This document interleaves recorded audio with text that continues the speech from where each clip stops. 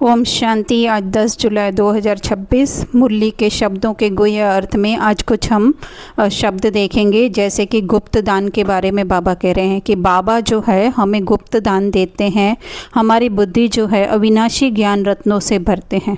तो ये कैसे गुप्त है? क्योंकि दुनिया वालों को ये दिखाई नहीं देता है या समझ में नहीं आता है कि कैसे जो है हम अपने अंदर ही अंदर जो है वो परिवर्तन कर रहे हैं।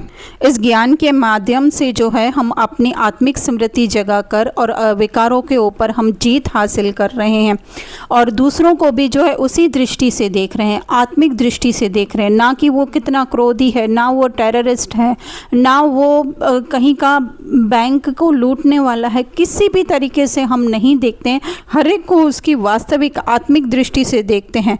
तो ये है सबसे पहले बाबा हमें ये नॉलेज दे करके गुप्त दान करते हैं, फिर हम दूसरों को भी उसी नज़र से देखते हैं। तो ये है उनको दान करना।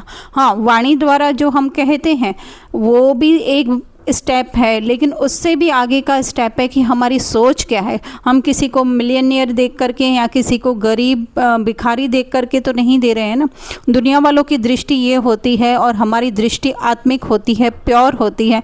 तो वो है गुप्त, है ना। हर बात जो है हमारी गुप्त है, चाहे हमारा स्वयं का परिवर्तन गुप्त है, चाहे औरों को देखने की हमारी दृष्टि, वृत्ति, स्मृति जो है वो गुप्त है।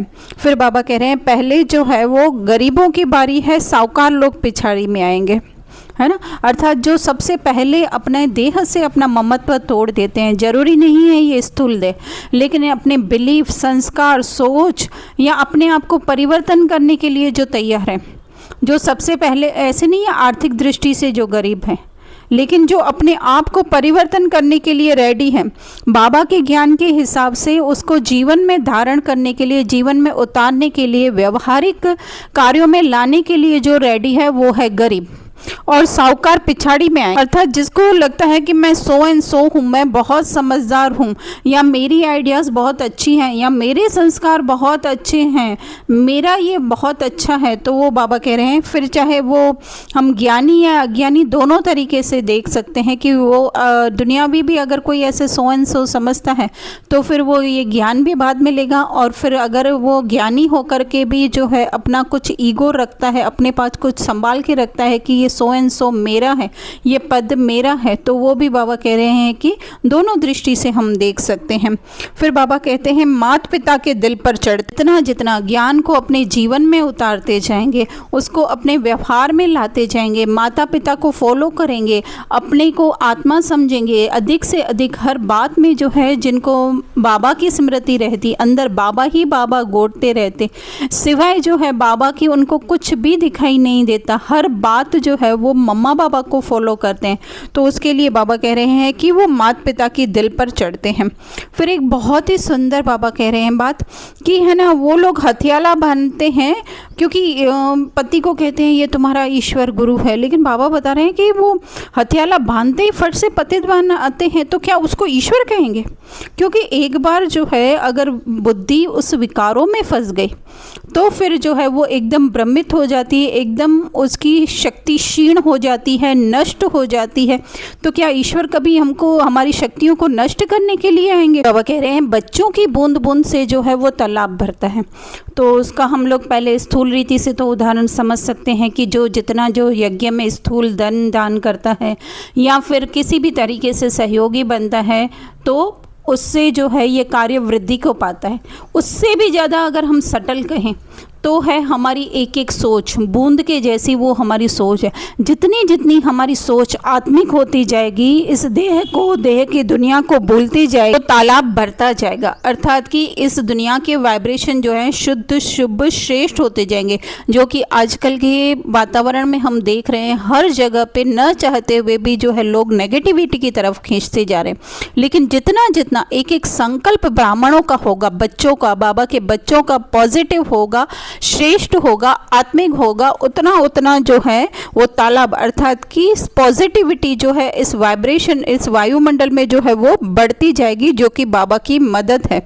फिर बाबा कह रहे हैं कुंभकर्ण एक नहीं है, अनेक है, है ना। तो ये ऐसे नहीं है कि स्थूल रीति से कोई कोई सोया हुआ है करके, लेकिन अज्ञान की नींद में, अज्ञान कौन सा है सबसे बड़ा? मैं देह हूँ। ये देह की पहचाने या देह में जो विशेषताएं मिली हुई हैं, गुण मिले हुए हैं, कुछ भी जो हमें खींचता है, जो हमें सुपीरियर फील करवाता है या चाहे इन्फीरियर फील करवाता है, तो उस समय हम समझ लें कि हम कुंभकर्ण की नींद में फिर से सो गए हैं।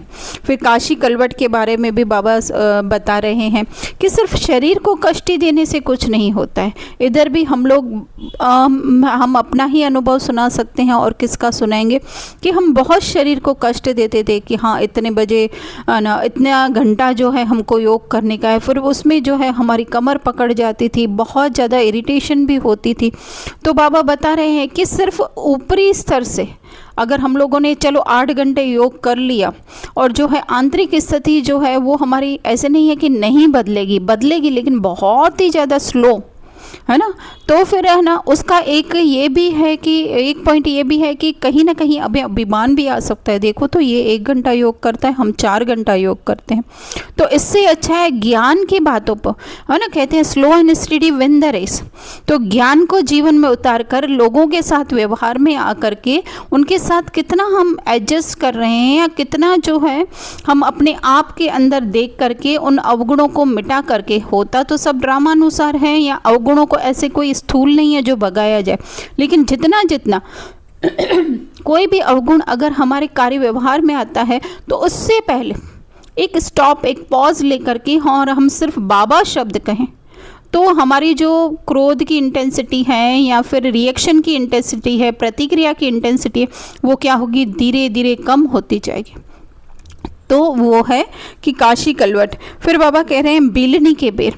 तो बाबा यहाँ पे बता रहे हैं कि बाबा के लिए जात पात कुछ भी जो है वो मायने नहीं रखता है, लेकिन वो बिलनी की अंदर की प्रेम जो था राम के प्रति, है ना, तो हर एक के प्रति, हर एक के अंदर बाबा क्या देखना चाहते हैं, वो प्रेम देखना चाहते हैं। फिर बाबा आगे कह रहे हैं कि लकीर रह जाती है, हमारे आत्मिक गुण शक्तियाँ जो है वो बिल्कुल नष्ट नहीं हो जाती है, कहीं ना कहीं थोड़ी सी होती है, लेकिन बाबा की मुरलियों के माध्यम से, ज्ञान के माध्यम से, बाबा की याद के माध्यम से जो है हम बार बार अपने अंदर स्मृति दिलाते हैं, तो वापस हम उस पूनम के चांद की तरह चमकने